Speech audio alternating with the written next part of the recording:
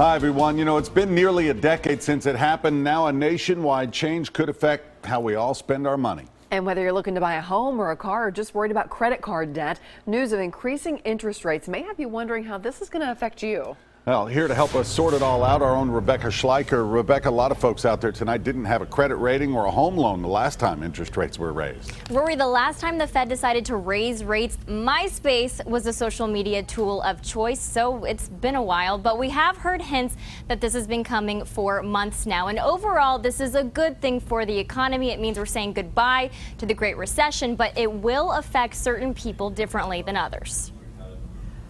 Come on in, Ellen.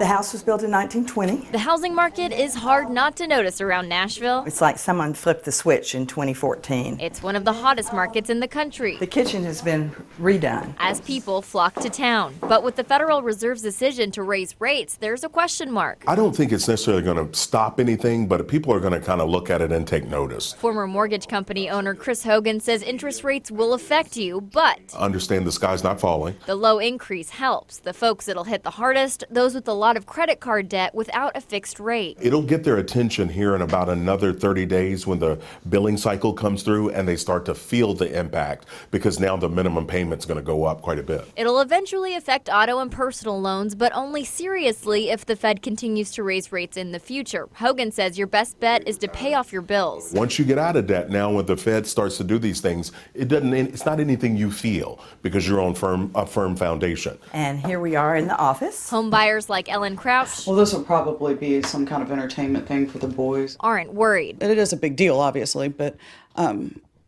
for us right now, we don't feel like it's going to affect us. And given how hot things are now, neither are realtors. Usually things slow down this time of year. Thanksgiving and Christmas and whatever, but we're still having showings and we're still selling. It's a wait and see. If the Fed raises rates again soon, that may hit people a little harder.